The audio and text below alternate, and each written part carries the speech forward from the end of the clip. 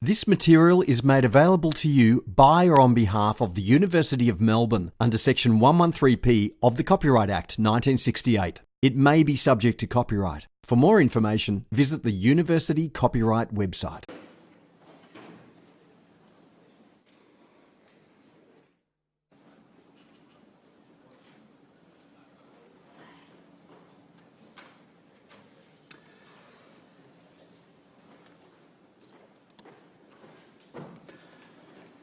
Okay, let's make a start. Welcome everyone to our first lecture in Juggling by Design. Today we're going to do an introduction to patterns. Before I start, let me just ask, is there anyone here who can't juggle? So you can all juggle. Okay, great. So I'll be able to pick on anyone.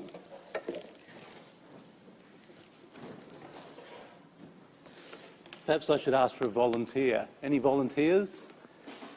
Anyone who can juggle here? No one, okay.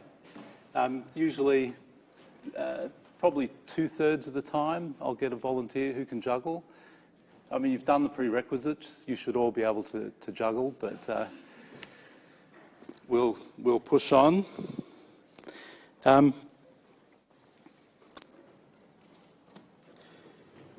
Just before I start, the university likes to have staff who are experienced in the areas they teach in. So just so you know, I've certainly had experience juggling teaching over many years and in performing. So I've taught for the Student Union, for Victorian Council of Adult Education and so on. At my peak, and don't ask me to demonstrate this, I could do 6 balls, 5 rings and 4 clubs, which made me a level 15 juggler. So a little bit of revision to start with. As you all know, juggling is the manipulation of props by usually throwing and catching. Not all juggling is throwing and catching. There's also contact juggling, where you manipulate props in contact with your hands. But if we're talking about your strict standard definition of juggling, we're talking about throwing and catching more props than you are using hands. So 2 in 1 hand counts as juggling, 2 in 2 hands doesn't. If you're juggling with a friend and you've got 4 and they're using 1 hand and you're using 2, that counts as juggling as well. So we're talking about something like this. And no one needs to point out that this is actually juggling with no hands if you look closely, but the idea here is that's 2 hands and 3 props. So again, as you are already aware, there's different classes of juggling objects. So we've got bean bags, we have clubs,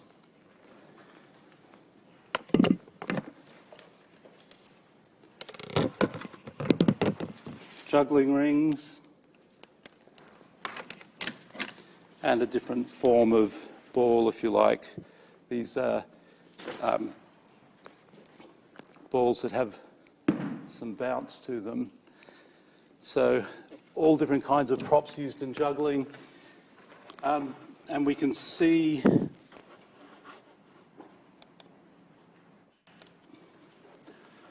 we've got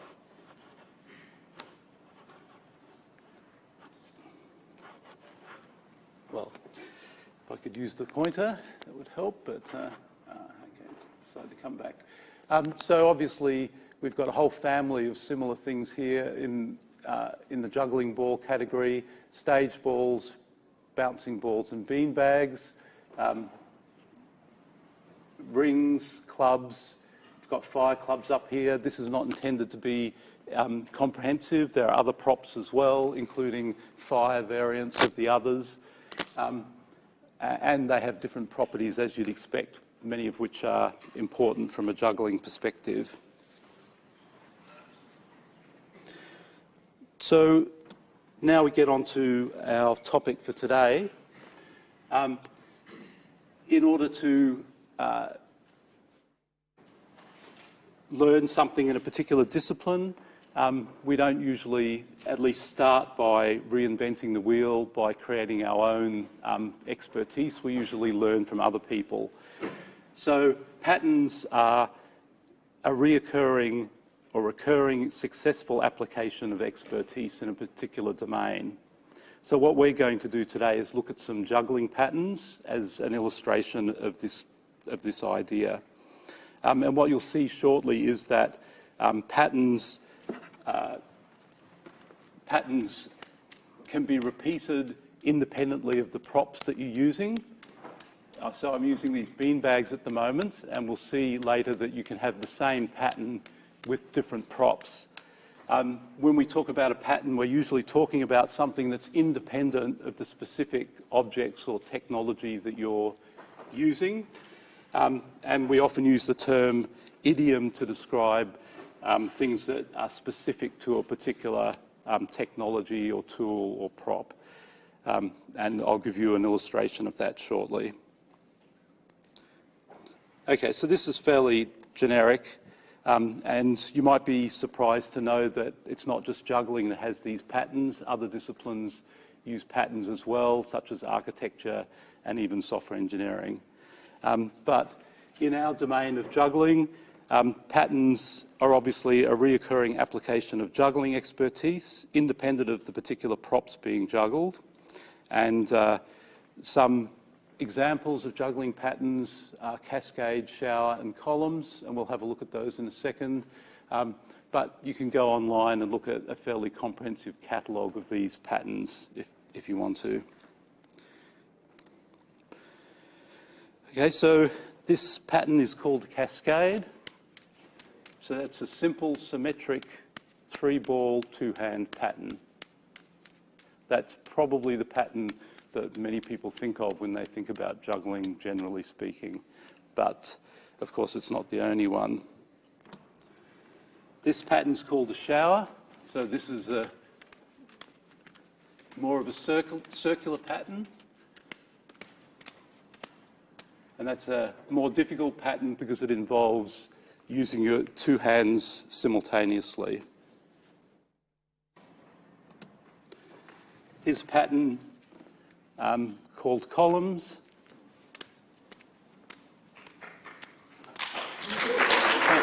Thank you. So all 3-ball patterns and all done with beanbags at this stage. So just as an illustration, as I said, the patterns are independent of the prop. So if you look at this pattern, this is also a cascade. And rings are generally designed to be done side on, so it looks a little different, but you can see the pattern's the same.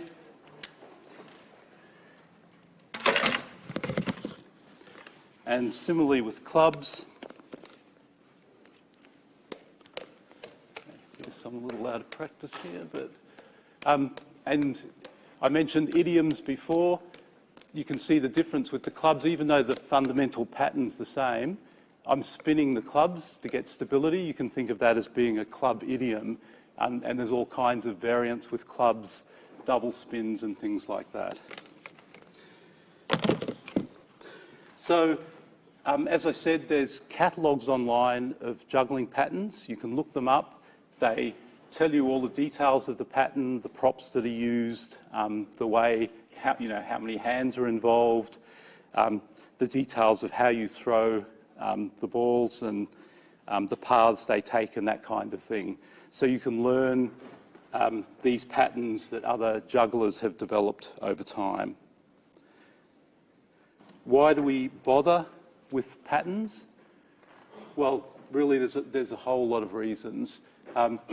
But to become a master in a domain, one must study the successful results of other masters. So you learn from what people have done successfully previously, and that puts you in a position where you can then develop your own solutions, go beyond the expertise that people have already demonstrated. So patterns allow us to capture expertise and make it accessible to non-experts in a standard form. That's our first point. So you can learn from that captured expertise. They also facilitate communication among practitioners by providing a common language. So I can talk to other jugglers and say, let's do a cascade passing every third on the left hand, and they'll understand what I'm talking about straight away, and I can start doing a passing pattern with them on every third throw, and they'll know exactly what I mean. So I don't have to illustrate it in any complex way. I can use this language to communicate more concisely. Obviously, if you have that expertise captured and you can communicate, then all of a sudden being able to reuse this expertise is a lot easier. You have both the capturing and the communication that supports the reuse. And then, having captured them, it's easy to create variations because you've got a standard pattern. You can vary it by changing some aspect of it. So you can build on those patterns to deal with certain circumstances that come up. And fundamentally, they improve understandability in the domain and they simplify documentation. So they have a lot of useful applications. As I mentioned earlier, other disciplines make use of patterns as well. Patterns started in architecture. That was where it was first thought of, and they were adopted into software engineering, and they've certainly been used in juggling for a while as well. And you'll notice that the advantages up here don't mention anything about the discipline, whether it's juggling, architecture, or software engineering. And in fact, if I jump back to my definition of pattern back here, it also doesn't mention the discipline at all.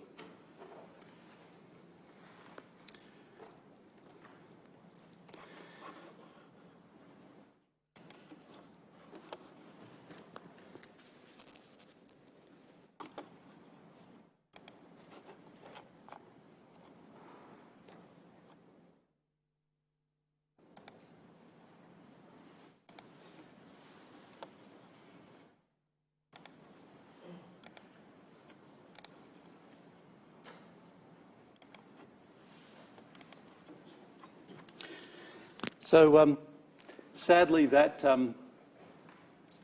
ends the juggling part, and we have to come back to the world of software engineering rather than juggling. But as I mentioned, all of those things I said about patterns certainly applies to patterns in software engineering. And that's why we look at them, because we're looking at solutions that have been shown to work previously. And the original, the Gang of Four, there's a famous book by four authors called The Gang of Four, or known as the Gang of Four Patterns book. It was inspired by the fact that they recognised that there were these standard solutions that people applied, and they basically just simply produced what's really like a reference manual of known patterns at the time. And that happened at the beginning of, if you like, the patterns movement, and it took off. I've put this slide up before, so now what we're trying to do is we're applying responsibility-driven design, and what the patterns do are guide us in applying this responsibility-driven design. Where do we assign responsibilities in our design? And a lot of what we've done up till now is background that lets us start to think about patterns and principles in design and how we might apply those, what sort of problems, what sort of solutions we can apply. So we're really talking about assigning responsibilities to classes based on proven principles, and now we're going to talk about those principles. And we're going to start that by talking about the GRASP patterns or principles. GRASP is a little bit like PIN number. The last letter is in PIN is the number, so PIN number's a bit redundant. Grasp, patterns, the P is for patterns or principles, but you'll hear people refer to it as grasp, patterns or principles in various contexts. GRASP being general responsibility assignment software patterns. There's 9 GRASP patterns, and we're going to go through all of them, some of them today, some of them next week.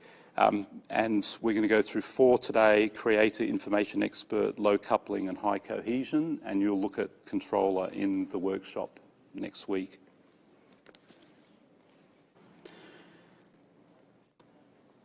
So let's start our first pattern, and that first pattern is the creator pattern. If you are writing an object-oriented program, every single object in that program has to be created. And programs may have many thousands of objects, millions of objects, and certainly could have even hundreds of different types of objects. So you've got to create those somewhere in the program. So the question is, who should be responsible for creating any particular class? Now, often you write a program and you perhaps don't think too much about who's going to create it. I need one of those objects, I'm just going to create it here. And that, in many circumstances, might be fine. But it isn't always the best thing to do to just create it locally in the context that you're operating when you need this new object. That can cause you to have linkages between things where you don't want linkages, and it can cause a lot of connections like those we saw in that first slide I put up with the highly connected system. So what we do want to do is have some kind of principle to deal with this, not something complex, but something basic that's going to give us good outcomes. And hopefully it will be something intuitive, something where often we'll just simply automatically do the right thing, but perhaps there are circumstances where it's not so obvious and there's some value in thinking about it. So let's have a look at our domain model for Monopoly, and imagine we're mapping these objects into a design.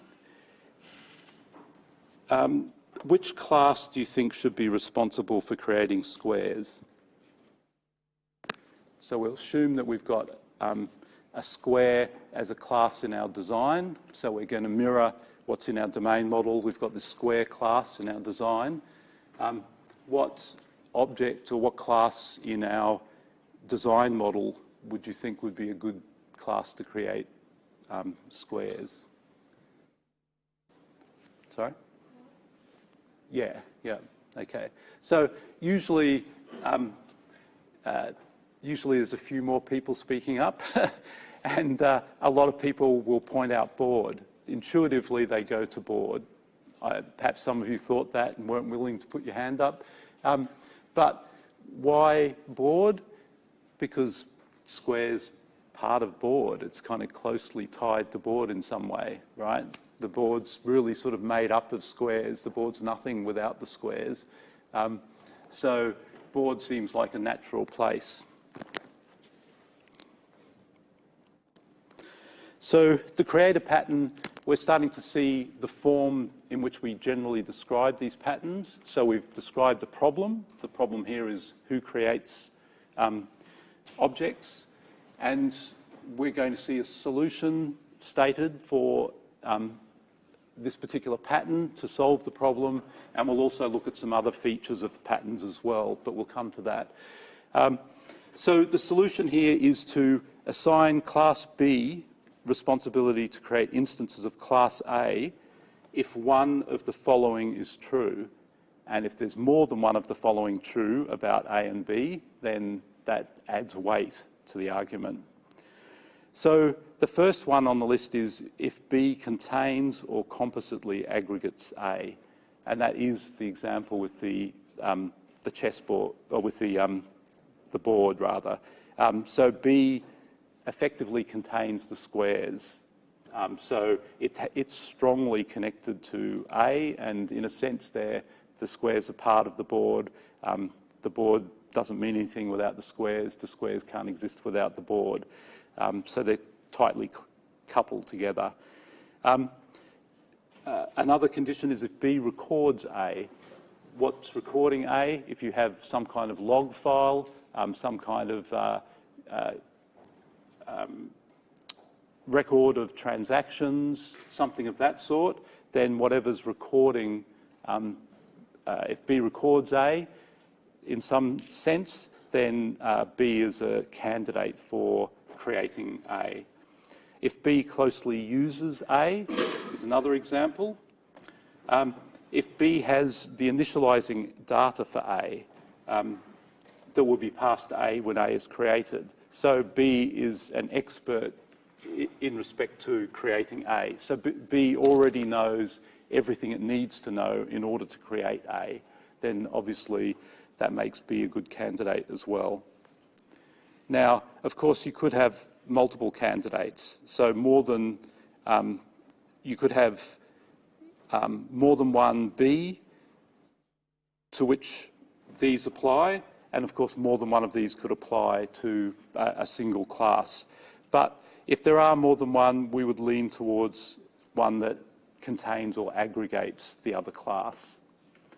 And as I mentioned, I think previously, when we start to look at these principles, hopefully you'll see that when you're writing code anyway, aspects of these principles are things that you just do already anyway.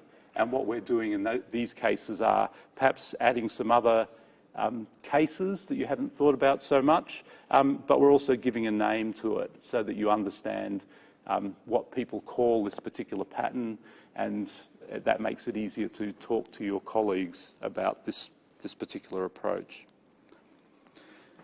So the example that we looked at before, we're assuming that we've mapped those domain objects, board and square, to design objects. And when we create a board, it's then natural to have the board create all of the squares that make up that board. And so here what we've done, and you'll see this again and again as we go through, we've annotated our sequence diagram here with the pattern to say that we've used the creator pattern to make this decision that it should be board that creates that square.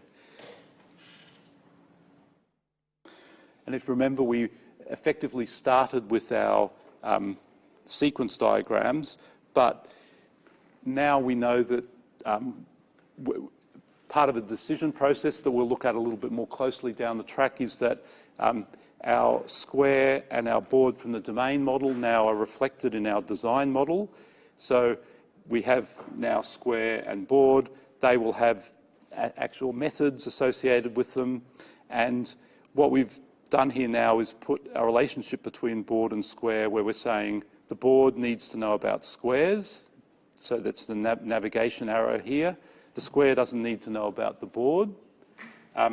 And this diamond here is composition or strong aggregation.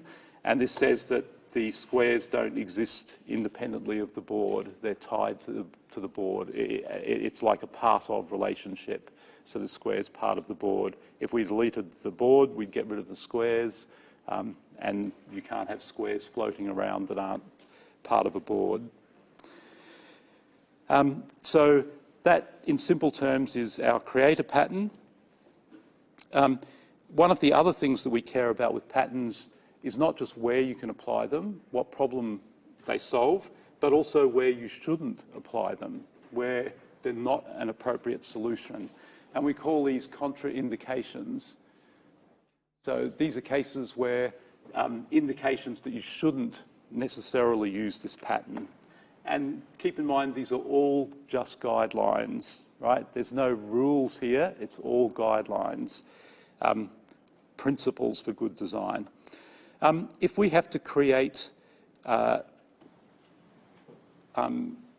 in a situation of complexity, we have to create objects in some quite complex way. So one example of that is recycling instances for performance reasons. So perhaps the processing to create some object is quite time-consuming, processor-intensive. So once we've created them and used them, we don't want to then just throw them away. We want to keep them around so that if something needs to use them again later, we've already got them. So we're not going to allow them to be garbage collected or delete them. We're going to keep them around. An example of that might be some kind of connection. Perhaps it takes quite a long time to establish a connection to some external resource. So once we've got the connection, even if we're not using it at the moment, we still want to keep that connection around.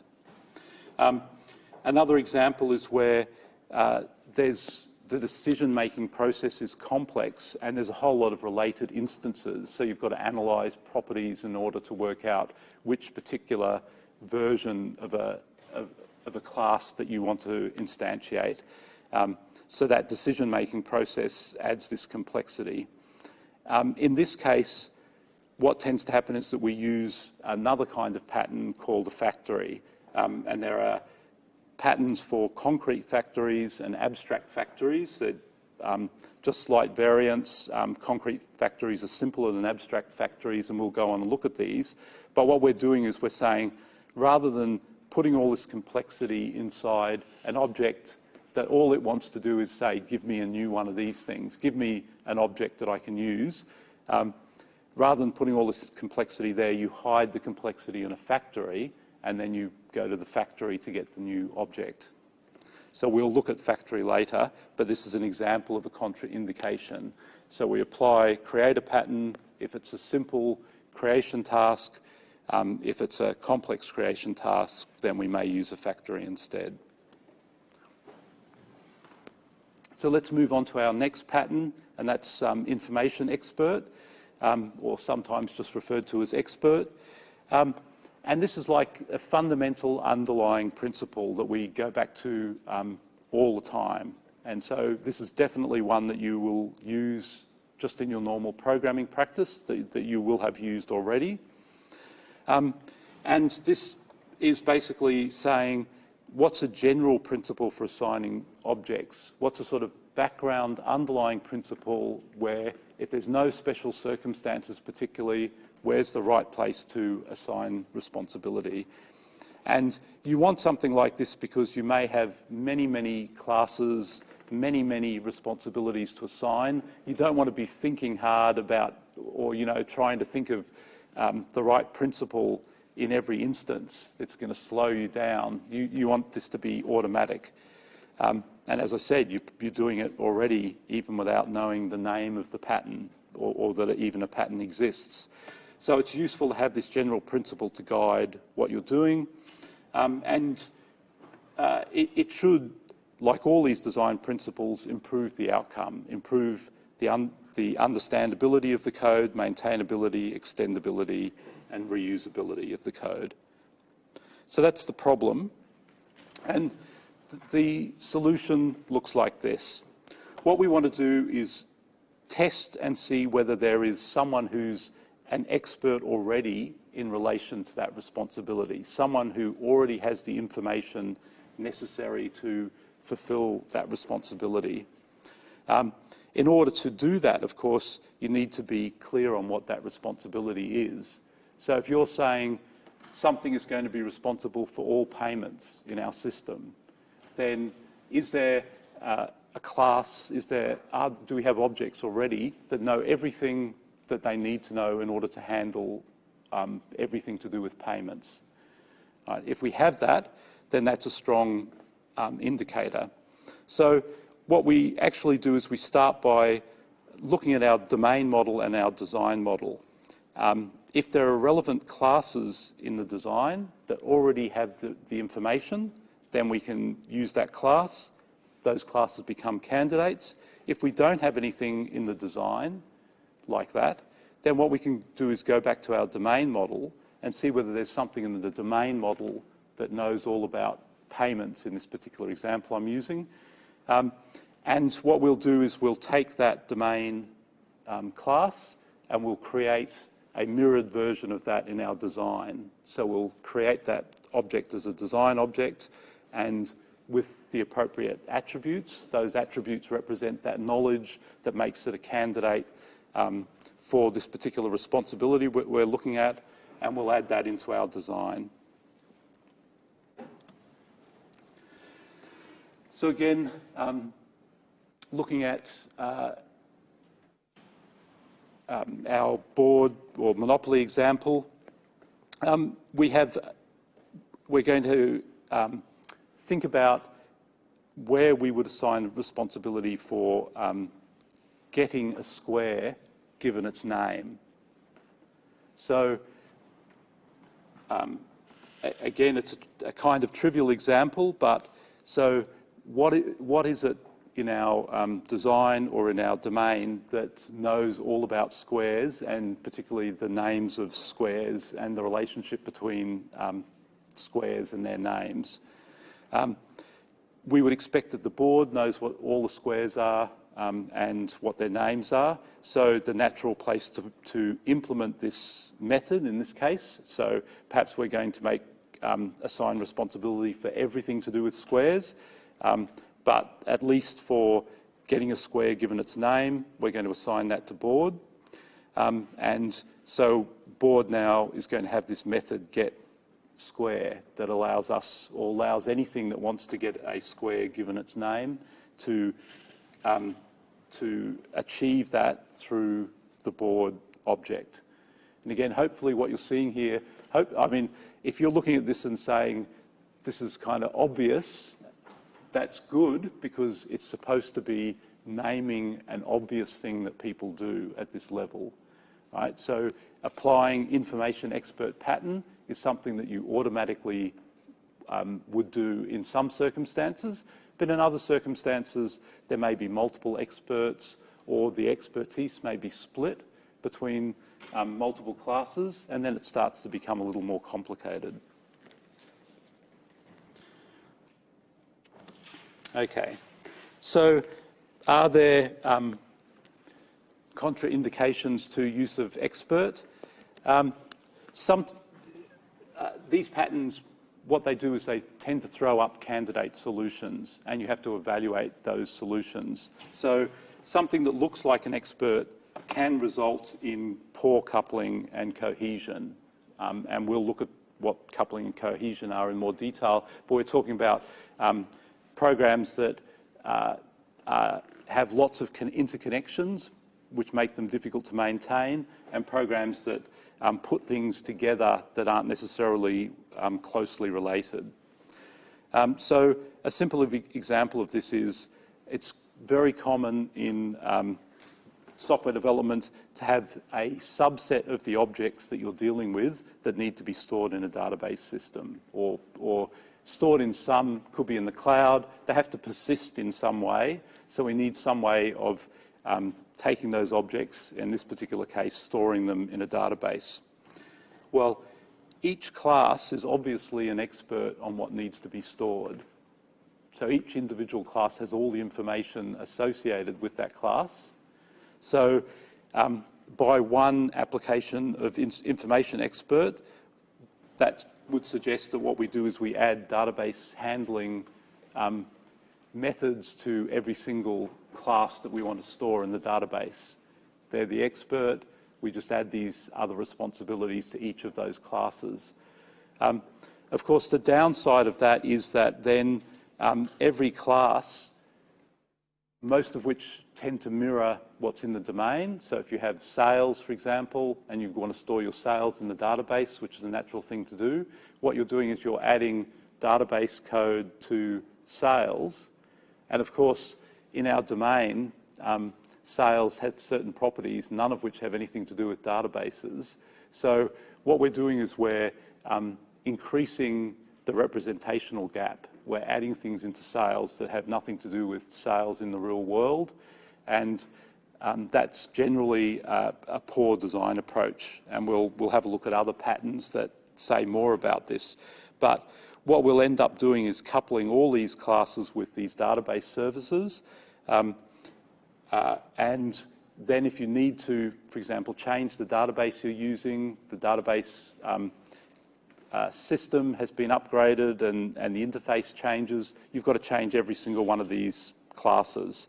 So a better approach is to separate out the application logic and the database logic, to have some kind of database expert that knows all about how to access the database, retrieve objects and so on, and put all of that responsibility into that object. And that object's going to be something that's not in the domain, it's going to be a design-only object.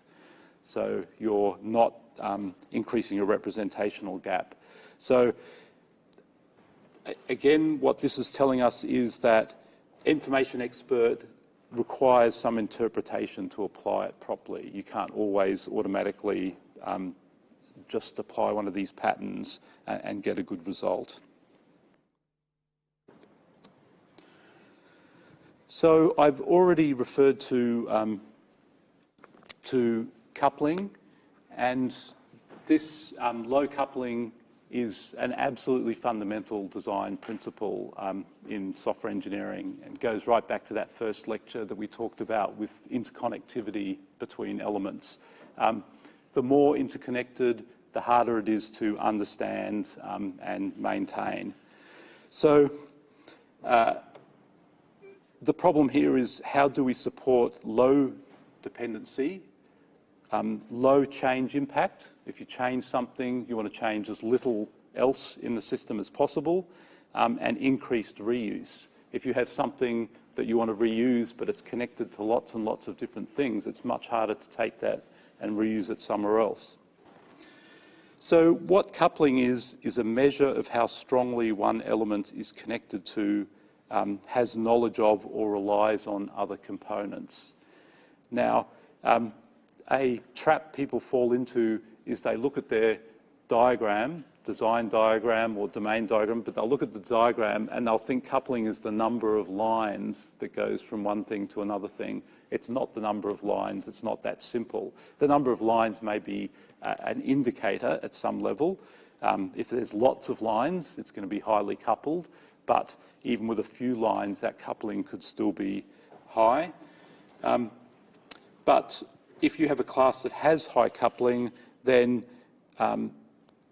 what can happen is, if something else changes, you're forced to change that class. If any of the things it's connected to or depends on changes, you can be forced to change it. You can't just read that class and understand it if it depends on lots of other things. And I mean, I've already talked about reuse. So coupling is really a comparative principle. What it's telling you is that what we want to do is have alternatives for our design, and a lot of the patterns will generate alternatives, and we've already seen that with Creator. And we want to choose our responsibility assignment such that the coupling remains low. So if we have a choice and we can choose something that is a lower coupling solution, we should bias our choice towards that lower coupling solution. That's fundamentally the principle here. And as I said, it's an absolutely critical principle of software development. So let's go back and, in a sense, relate our information expert example to this principle of coupling that we just looked at.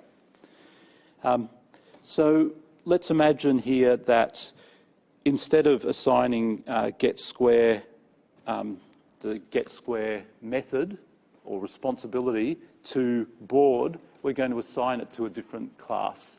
There's no reason we can't do that. We're going to assign it to this class called dog, right? So we're just going to make up a class and we're going to say that's a better place to put it, or it's certainly a place we're going to think about putting it rather than board. So dog needs to be able to support this responsibility, so we can go out to the board and say, okay, tell me what I need to know. Give me all the squares. It's got all the squares. Now it can look up using the squares. If the squares are represented as a map, we can use the name to look up the appropriate square in the map. So I've implemented get square method inside dog. Fine. I've done it. There's no problem. So I could do it in board, but I've also done it in dog. Well, the difference here is that now what I've done is, if we think about our design model, I have dog, board and square. The relationship between board and square is exactly the same as before. I've now indicated that I'm storing these squares in a map, so I've made a design decision about how I'm representing the relationship between board and squares. But now dog needs to know about board so that dog can get the squares from the board, and dog also has a dependence on squares. Dog also needs to know about squares. So I've put this coupling in here between dog and board and dog and square that wasn't necessary until I made this assignment of this responsibility to dog. So I've increased the coupling by doing this.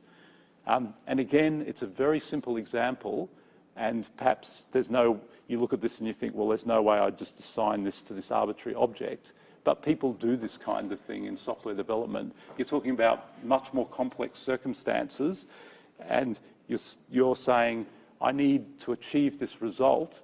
I'll just simply put that method in here, and I'll do whatever is required to implement it.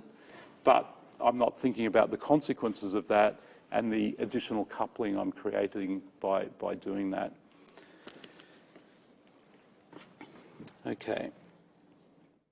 So, contraindications again. And this is part of the illustration that I mentioned about coupling's not just a simple thing. You have to think about the nature of the dependencies that we were talking about, not just the fact that there is a link. It's not just whether you draw a line, it's the nature of that dependency. And that's the first thing we have here in contraindications. High coupling to stable elements is rarely a problem.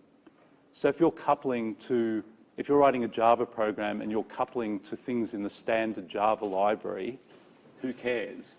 The standard Java library is not going to change. You're going to use things in the standard Java library all the time. Because it's reliable and stable, the coupling is not a problem. I mean, you don't want to couple to anything just for the sake of it, but coupling to something like that that's completely standard, that every Java developer should know about, can easily find information about, that's much less of a problem than coupling to something that you've written yourself somewhere else, or some third-party piece of code you've downloaded from the internet that you can't maintain, that you're depending on some external party. So the nature of the thing that you're connecting to, if that's highly stable and reliable, then it's less of an issue than something that isn't highly stable and reliable. So the bottom line here is that coupling is essential. We're only choosing where we connect or have objects depend on each other. It's only a matter of where, not if. So you have to have coupling, and choosing the right coupling can make a big difference in the quality of your design. The twin of coupling is cohesion, and this is the second of a pair of absolutely fundamental software design principles that you really need to keep in mind. And many of the other things we talk about flow from these two principles.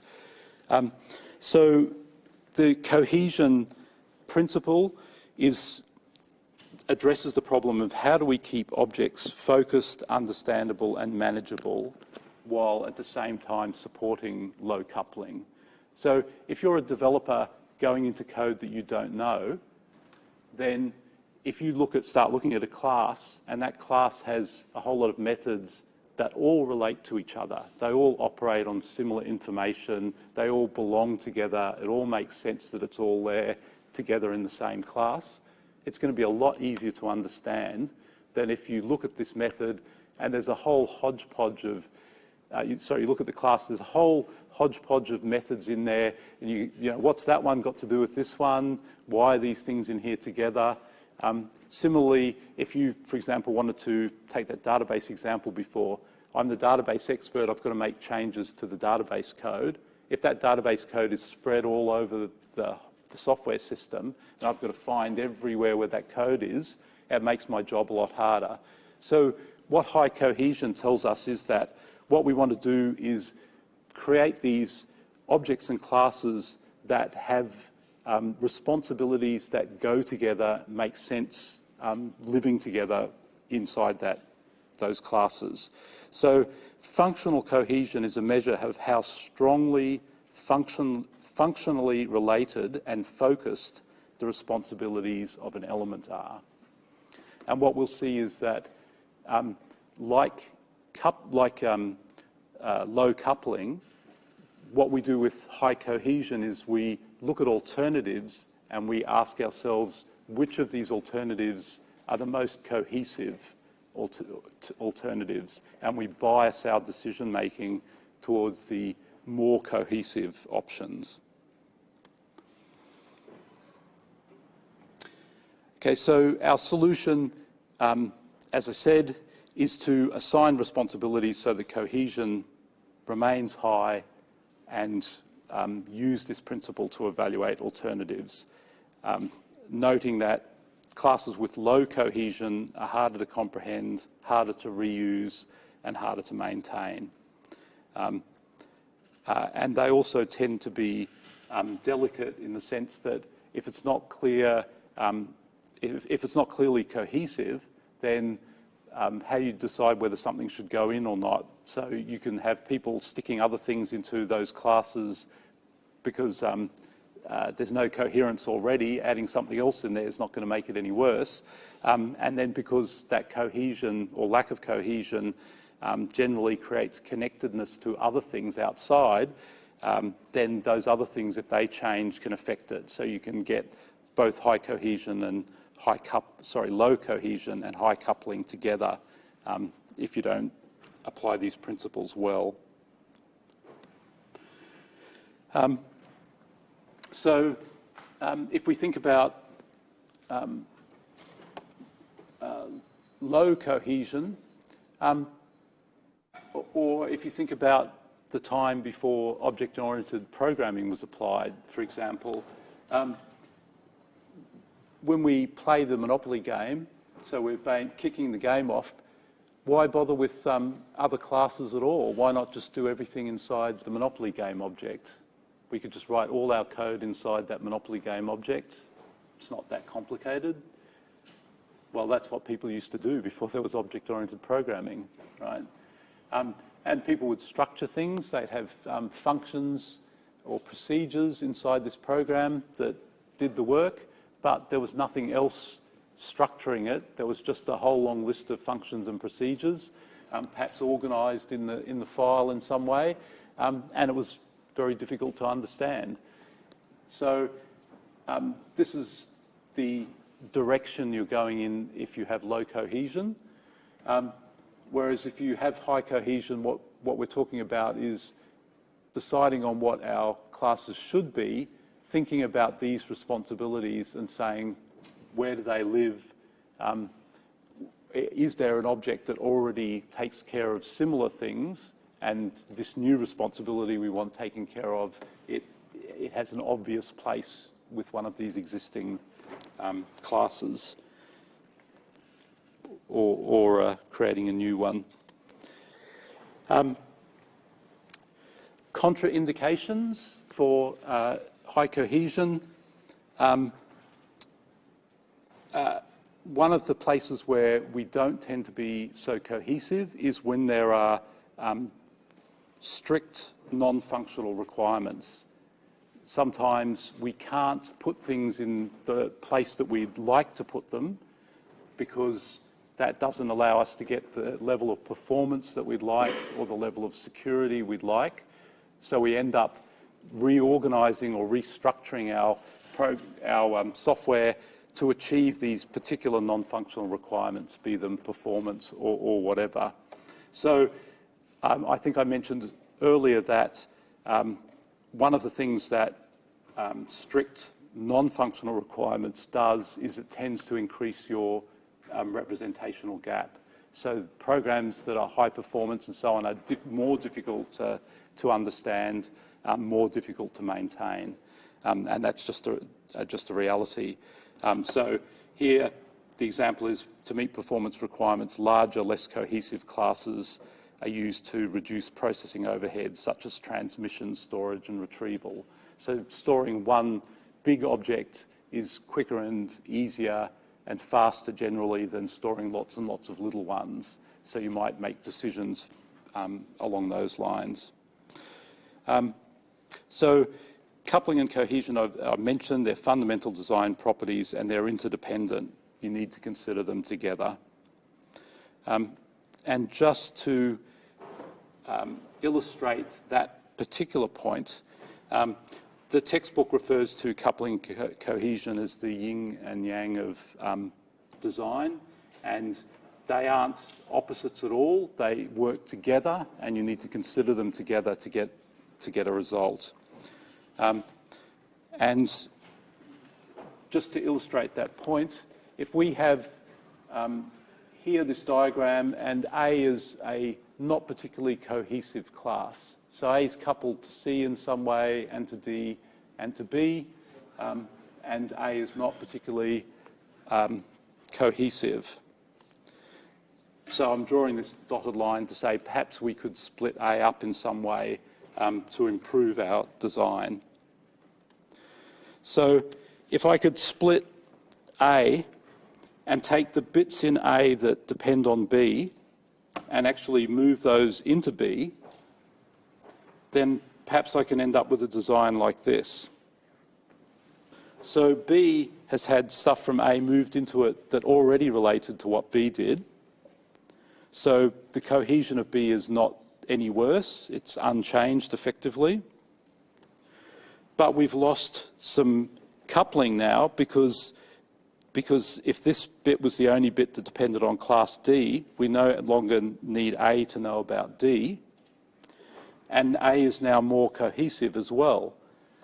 So making this change, moving this parts of class A to class B, has both lowered the coupling and increased the cohesion of those two objects.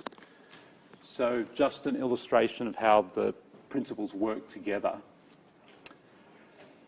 Okay, I will leave it there. I'm just going to let you know as well, next week is my last lecture before I'm going away for a number of weeks. Patanamon will be taking over the lectures and the coordination, so just flagging that that's going to happen in advance. Thank you.